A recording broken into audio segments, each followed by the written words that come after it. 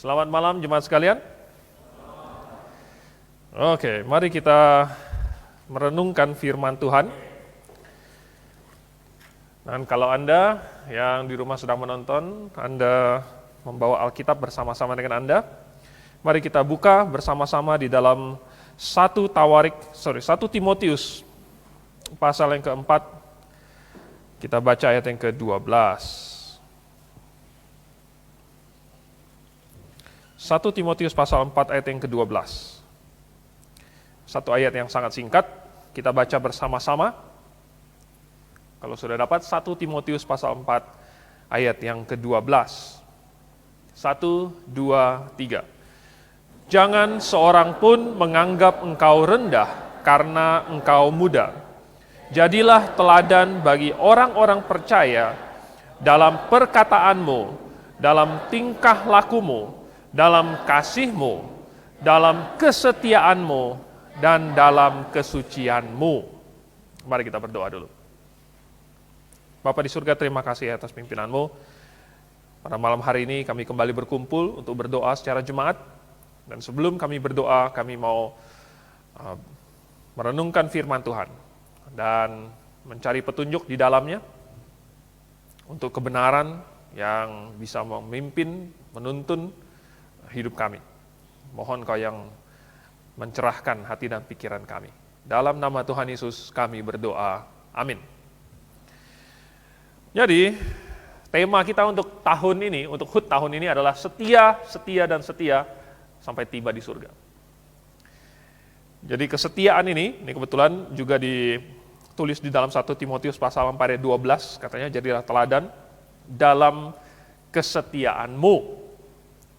Kesetiaan adalah sesuatu yang Tuhan harapkan. Ini suatu ekspektasi dari Tuhan. Sesuatu yang Tuhan perintahkan, ini merupakan salah satu dari buah roh. Ini adalah salah satu dari sifat Tuhan sendiri. Ini adalah salah satu sifat yang menurut penulis Amsal jarang ditemukan pada orang. Ya, jarang ditemukan. Jadi kesetiaan itu seringkali kurang dihargai, tetapi sebenarnya sangat penting. Nah, Tuhan mengharapkan kita setia, dan hari ini kita mau belajar tentang setia. Nah, ada banyak sekali contoh yang bisa kita lihat di dalam Alkitab, tetapi tentu yang paling bagus adalah Tuhan Yesus sendiri. Sedangkan manusia, ada Musa disebut setia, 2 kali dia disebut hamba yang setia, hamba yang setia di dalam rumah Tuhan. Tetapi hari ini saya mengajak kita untuk mempelajari apa sebenarnya makna dari setia itu, apa yang dibalik kata setia itu, apa yang Alkitab ajarkan tentang kesetiaan. Dan untuk itu kita mulai dari definisi dari kata setia itu dulu. Jadi ide dasar dari kesetiaan, dari kata setia sebenarnya adalah ide tidak berubah. Setia itu, ujung-ujungnya, dasarnya itu tidak berubah. Ya. Jadi, dia tidak berubah dari sesuatu. Jadi, setia itu harus memiliki suatu objek. Ya. Suatu objek kesetiaan. Orang tidak bisa setia kepada tidak ada apa-apa. Ya. Saya setia, tetapi saya setia kepada tidak ada apa-apa. Enggak ada, itu namanya bukan setia. Jadi kalau dia setia, dia harus setia kepada sesuatu.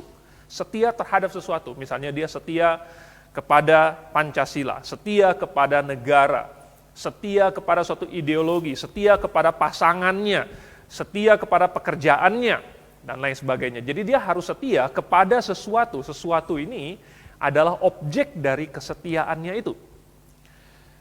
Jadi, kita bisa setia kepada sesuatu, tetapi setia ini tidak bisa setia kepada sesuatu yang negatif. Ya. Tidak bisa setia kepada sesuatu yang buruk. Tidak bisa orang setia berbuat, ya, setia bermalas-malasan. Itu namanya malas, bukan setia, malas, ya. Tidak bisa orang setia berbohong. Ya, tidak bisa orang setia melakukan sesuatu yang tidak baik. Karena melakukan sesuatu yang tidak baik itu namanya bukan setia, itu namanya kejahatan. Ya. Dia setia kepada selingkuhannya. Itu bukan setia, saudara. Ya. Itu namanya dia tidak setia kepada pasangannya, kepada istrinya, atau kepada suaminya. Jadi setia itu harus memiliki suatu objek. Dan suatu objek itu nggak bisa suatu objek yang negatif atau yang buruk. Jadi harus suatu objek yang mulia. Oke? Tetapi objek yang mulia ini harus lebih mulia dari dirinya sendiri. Jadi dia tidak bisa setia kepada dirinya sendiri saja. Kenapa? Kalau setia kepada dirinya sendiri, itu namanya egois. Ya, setia kepada dirinya sendiri. Jadi misalnya dia membagi makanan sama temannya, oh kita bagi 2 ya, tetapi bagian saya itu 2/3, bagian kamu 1/3. Kenapa? Karena saya menginginkan itu, karena mau memenuhi keinginan diri sendiri. Saya setia kepada keinginan diri saya sendiri. Saudara, itu namanya bukan setia, itu namanya egois. Jadi setia itu harus kepada sesuatu yang lebih mulia, sesuatu yang lebih tinggi. Dan kita bertanya, apa yang paling tinggi? Apa yang paling baik? Apa yang paling mulia? Itu adalah objek yang paling pantas menjadi objek kesetiaan kita. Dan itu adalah Allah. Allah adalah yang paling tinggi, Allah yang paling mulia. Allah adalah objek yang paling layak untuk menerima kesetiaan kita. Sama seperti Allah adalah yang paling mulia, maka dia yang paling layak disembah, paling layak dimuliakan, diagungkan, dipuji. Maka Allah adalah objek dari puji-pujian kita, dari nyanyian kita, objek dari ucapan syukur kita, karena Allah adalah yang paling layak menerimanya. Manusia tidak layak menerima pujian, manusia tidak layak menerima semua pengagungan, hanya Allah yang layak menerimanya. Oleh sebab itu Allah juga layak untuk menjadi objek kesetiaan kita. Jadi, objek kesetiaan yang paling mulia itu adalah Allah, ya. Dan setia kepada Allah berarti juga setia kepada segala sesuatu yang berasal dari Allah. Oke? Karena Allah itu sifatnya maha, dan Allah itu merupakan perwujudan dari segala sesuatu yang baik. Misalnya apa? Misalnya kebenaran. Allah adalah kebenaran itu sendiri. Tuhan Yesus berkata, akulah kebenaran. Kebenaran itu adalah bukan hanya sesuatu yang bisa kita pikirkan, tetapi Allah itu sendiri adalah kebenaran. Allah adalah perwujudan dari kebenaran itu. Jadi kalau kita setia kepada Allah, maka sama dengan kita setia kepada kebenaran. Kita setia kepada hal-hal yang berasal dari Allah, kebaikan. Kita setia kepada kasih, karena Allah adalah kasih. Pokoknya kita setia kepada Allah, kita setia kepada hal-hal yang berasal dari Allah. Nah, kalau kita setia kepada hal yang lebih tinggi daripada diri kita sendiri, bagaimana dengan Allah? Allah juga adalah setia. Kita baca di dalam Alkitab, saya cari di konkordansi, dan begitu banyak, ada ratus-ratus ayat yang berkata bahwa Allah itu setia. Jadi Allah itu sendiri adalah manifestasi dari kesetiaan. Dan ini tidak heran, karena tadi kita sudah singgung bahwa definisi dari setia, ide dasar dari setia adalah tidak berubah. Dan Allah tidak berubah, berarti Allah itu pada dasarnya setia. Allah setia kepada siapa? Allah setia kepada dirinya sendiri tentu. Tapi tunggu, kenapa manusia tidak boleh setia kepada dirinya sendiri, tetapi Allah boleh setia kepada diri Allah sendiri? Jawabannya sederhana, karena manusia itu penuh dengan dosa, manusia itu jahat. Jadi kalau manusia setia kepada dirinya sendiri, dia bukan setia kepada hal yang baik, dia setia untuk hal yang jahat. Makanya itu namanya egoisme. Tetapi kalau Allah setia, tidak ada yang lebih tinggi daripada Allah sendiri. Jadi kalau Allah setia, dia harus setia kepada dirinya sendiri. Dan itulah yang kita baca di dalam 2 Timotius pasal 2, ya, ayat yang ke-11 sampai 13. Kalau kita menyangkal Tuhan, ya, Tuhan tetap setia. Kalau kita menyangkal Tuhan, Dia akan menyangkal di kita juga. Nah loh, kok bisa begitu? Kalau kita menyangkal Tuhan berarti kita tidak setia. Tapi kalau Tuhan menyangkal kita, ya, karena kita sudah menyangkal Tuhan duluan, itu artinya Tuhan setia. Kenapa? Karena Tuhan setia kepada diri Allah sendiri, yaitu pada firman-Nya sendiri, yaitu pada kebenaran, sehingga barang siapa yang menyangkal Allah, dia telah menyangkal Tuhan, maka Tuhan juga akan menyangkal dia. Itu adalah firman-Nya Tuhan. Dan kalau Tuhan mau setia, maka Dia akan menyangkal kita juga. Jadi karena Allah adalah segala yang baik, Allah adalah segala yang benar, maka Allah setia kepada diri-Nya sendiri. Oke? Jadi ini adalah pengertian dasar dari setia.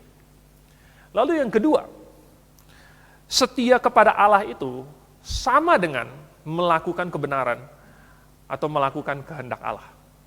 Kok bisa begini? Ya? Kenapa setia itu sama dengan melakukan kebenaran, sama dengan melakukan kehendak Allah? Jadi di dalam Alkitab saya temukan bahwa setia itu selalu konsepnya berhubungan dengan melakukan, dengan suatu perbuatan.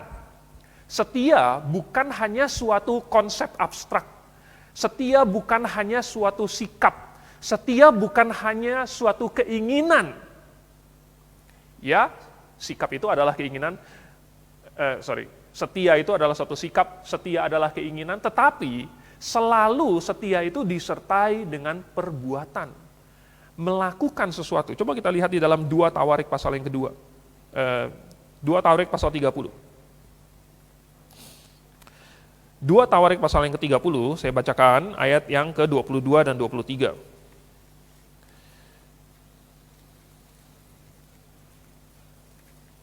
Ayat yang ke-7 dan 8 maksud saya.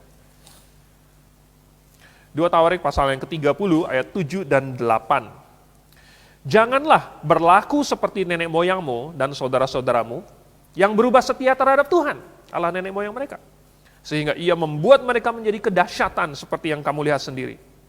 Sekarang, janganlah tegar tengkuk seperti nenek moyangmu, serahkanlah dirimu kepada Tuhan, dan datanglah ke tempat kudus yang telah dikuduskannya untuk selama-lamanya, serta beribadahlah kepada Tuhan Allahmu, supaya murkanya yang menyala-nyala undur daripadamu.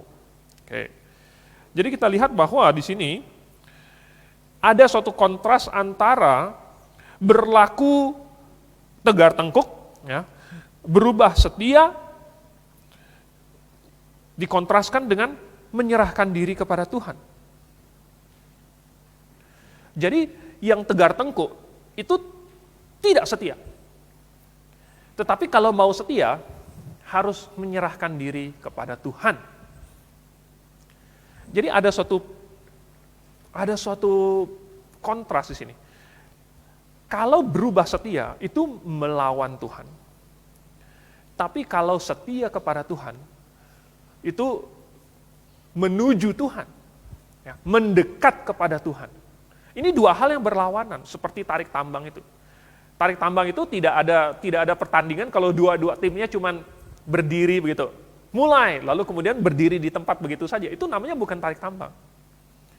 Tetapi tarik tambang rohani ini, itu kedua belahnya saling tarik-menarik. Kalau yang satu kendor, maka dia akan tertarik ke sisi yang berlawanan.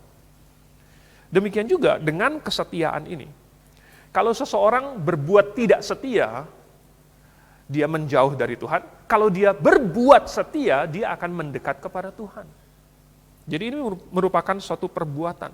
Dan ini mengingatkan saya kepada ayat di dalam Roma pasal 6 ayat 13, di mana Paulus bilang bahwa jangan kita membiarkan anggota-anggota tubuh kita dipakai menjadi senjata kelaliman, tetapi serahkanlah anggota-anggota tubuhmu untuk menjadi senjata kebenaran. Jadi, jikalau kita diam-diam saja, jikalau kita mengikuti keinginan hati kita, keinginan hawa nafsu kedagingan kita, maka kita akan dipakai untuk menjadi senjata kelaliman. Tanpa tanpa kita menyadarinya pun kita sudah dipakai untuk senjata kelaliman. Tanpa kita secara aktif berkata, saya mau melawan Tuhan. Tidak perlu. Cukup kita membiarkan diri kita mengikuti hawa nafsu kita, maka kita sudah dipakai menjadi senjata kelaliman. Tetapi, menurut Paulus di dalam Roma pasal 6 ayat 13 itu, konteksnya adalah kita harus berjuang, kita harus justru menyerahkan diri kita untuk dipakai menjadi senjata kebenaran. Jadi ada suatu perbuatan yang aktif.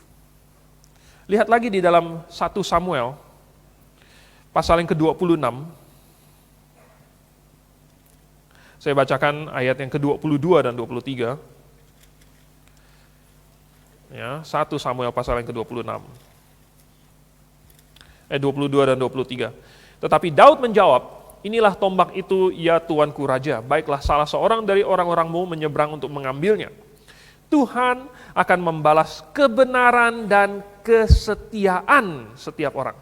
Sebab Tuhan menyerahkan engkau pada hari ini ke dalam tanganku, tetapi aku tidak mau menjamah orang yang diurapi Tuhan. Jadi, dalam cerita ini, Daud dikejar-kejar oleh Saul. Saul mau membunuh Daud. Daud mendapat kesempatan untuk membunuh Saul.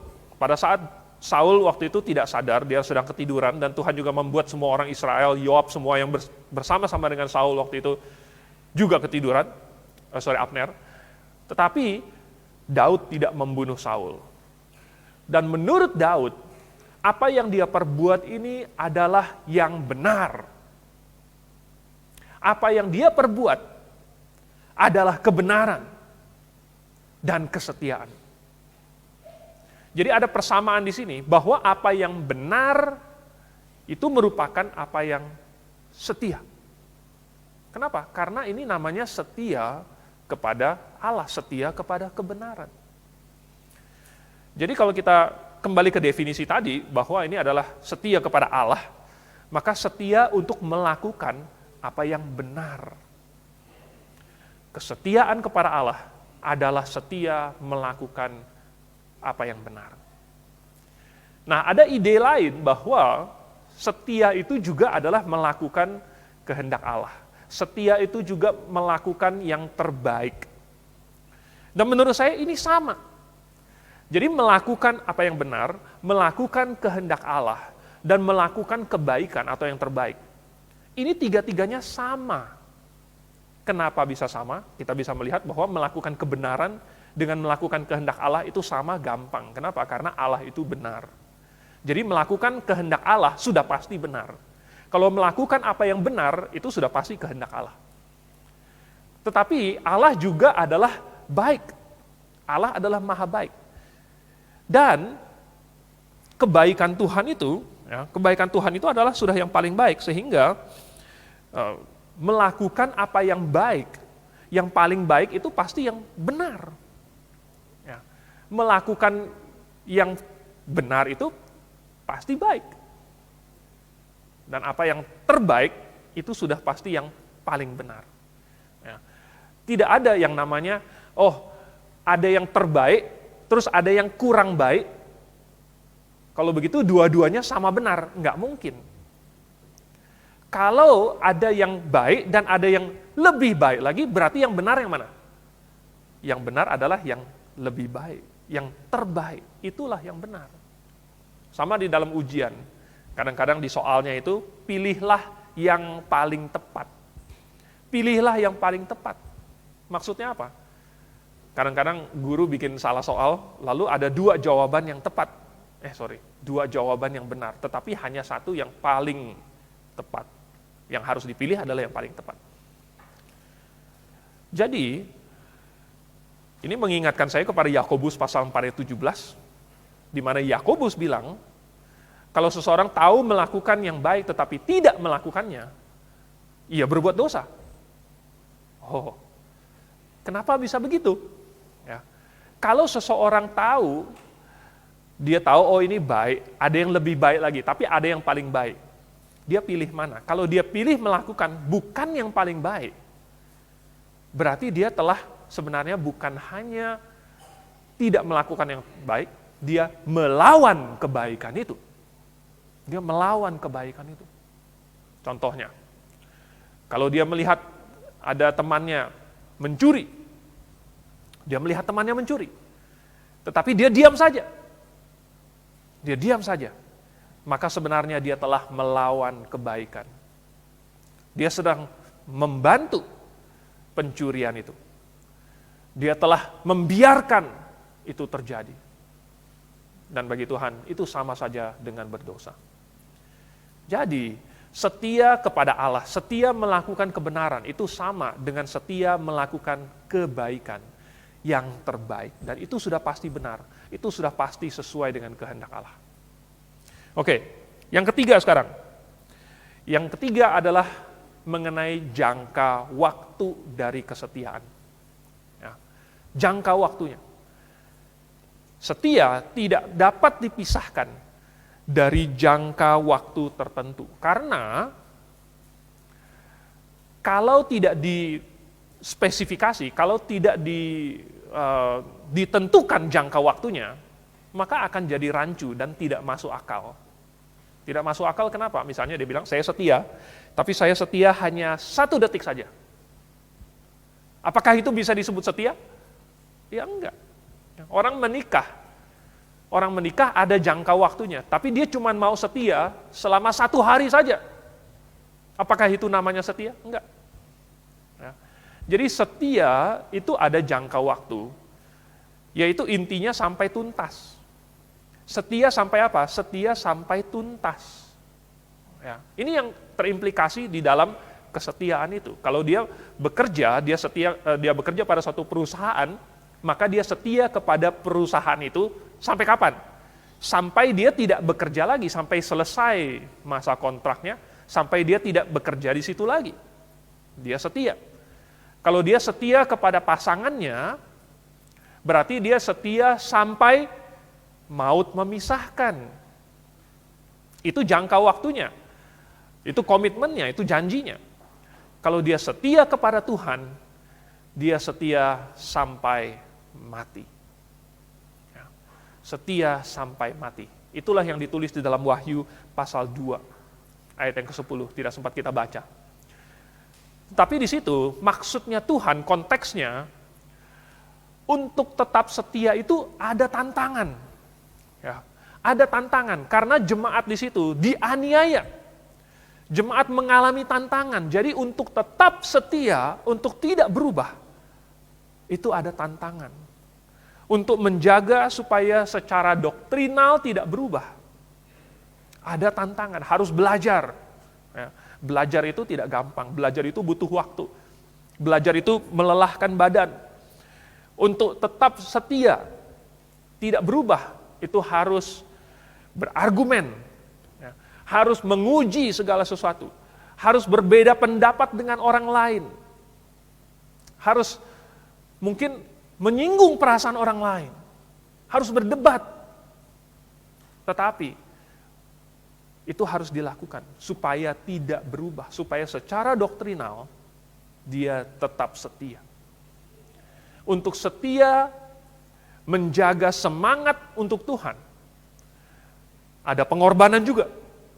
Pengorbanannya mungkin hal-hal yang duniawi, mungkin hal-hal yang menyenangkan, bahkan mungkin hal-hal yang baik pun terpaksa dikorbankan. Ada cerita tentang Jim Elliot, mungkin kalian sudah tahu, anak muda yang sangat pandai, nilainya bagus sekali, dia punya potensi yang luar biasa, orangnya cerdas, orangnya supel, tetapi dia mati di pelayanan, waktu dia dibunuh dan dimakan oleh kaum kanibal di Amerika Selatan. Ada pengorbanan. Dan di dalam diary-nya ditulis, istrinya juga bersaksi, bagaimana waktu dia masih SMA, waktu dia kuliah, dia bersemangat sekali, menggebu-gebu melayani Tuhan. Di mana teman-temannya main olahraga dan bersenang-senang, dia belajar Alkitab, dia membaca Alkitab di kamarnya. Ada hal-hal yang dikorbankan, hal-hal yang baik bahkan, hal-hal yang menyenangkan, dikorbankan. Demi apa? Demi mempertahankan, demi setia kepada Tuhan. Setia kepada semangat untuk Tuhan itu. Jadi rupanya ada tantangan. Dan Paulus sering menggunakan contoh di dalam Alkitab berupa olahraga. Ya. Dan di zaman Paulus yang populer itu adalah lomba lari maraton. Ya. Lomba lari maraton ini waktu itu populer karena tingkat kesulitan yang cukup tinggi. Sedangkan juga sangat penting, zaman itu belum ada WA, ya. Jadi untuk kirim pesan itu nggak bisa pakai message, nggak bisa pakai email. Jadi mereka harus pakai kuda, pakai kapal, atau pakai kaki. Nah, dan yang biasanya paling cepat itu untuk jarak tertentu adalah pakai kaki. Jadi mereka lari maraton, dan ini bukan seperti sprint. Ya. Kalau sprint itu, kita sudah bisa melihat garis finishnya dari titik startnya udah kelihatan. Dan sekali mulai, itu langsung 10 detik sudah sampai 100 meter. Tetapi lari maraton tidak seperti itu. Lari maraton itu panjang, ya, 42 km lebih. Itu capek. Butuh energi, butuh oksigen. Anda bisa coba lari, ya. Beberapa bulan yang lalu, mungkin 2 tahun yang lalu, ada seorang pelari maraton yang sangat terkenal, namanya Eliud Kipchoge, dari Ethiopia, dari Kenya. Dan dia lari maraton 42 lebih kilometer dalam kurang dari 2 jam. Dan ini rekor dunia. Dan kemudian mereka ada bikin treadmill, lalu mereka mengundang siapa saja untuk mencoba. Kalau kamu mau lari maraton dalam 2 jam, seperti si Eliud Kipchoge itu, kamu mesti lari sekian, sekitar 30 km per jam. Saudara, 30 km per jam, rata-rata, untuk bisa menyelesaikan dalam 2 jam. Dan orang lari, baru 1 menit lari, saudara, udah ngos-ngosan, dan nggak kuat lagi.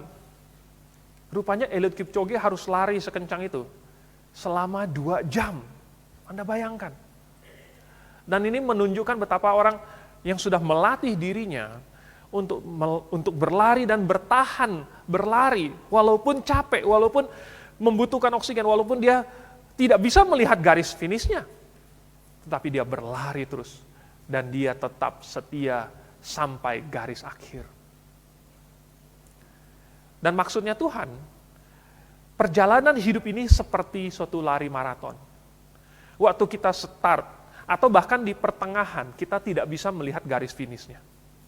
Dan mungkin di dalam perlombaan itu kita haus, mungkin kita capek, mungkin kita tersandung, mungkin akan ada kompetisi di kiri kanan kita, mungkin ada tantangan dan rintangan, ada bukit, ada lembah, ada tempat-tempat di mana mungkin bisa hujan, mungkin ada terik panas matahari, tetapi semua itu bisa diatasi asalkan kita tetap bertahan.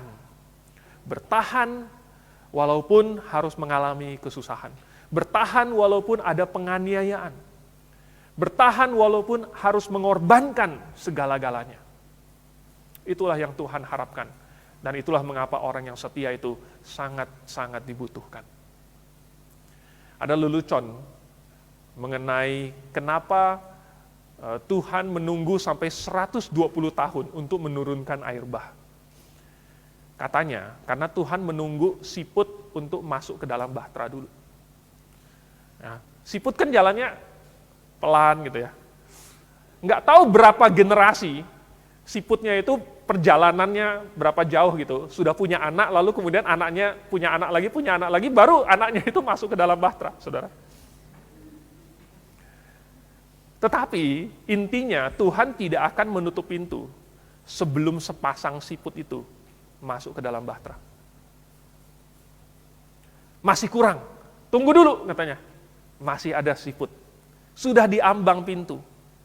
Dan kalau siput itu sudah masuk ke dalam bahtera, baru Tuhan bilang, Nuh, masuklah kamu ke dalam bahtera. Ya. Lalu Tuhan tutup pintunya. Nah saudara, apabila kita setia, kalau kita bertahan sampai akhirnya, saudara saya kasih tahu, Tuhan tidak akan lupa kepada kita. Dan Tuhan tidak akan meninggalkan kita. Karena kita jauh lebih berharga daripada siput. Mari kita berdoa. Bapa di surga, terima kasih. Kami belajar tentang firman-Mu dan apa yang dikatakan dari Alkitab mengenai kesetiaan. Kami mau seperti itu. Kami belajar Alkitab supaya kami tahu apa yang benar, apa kehendak-Mu.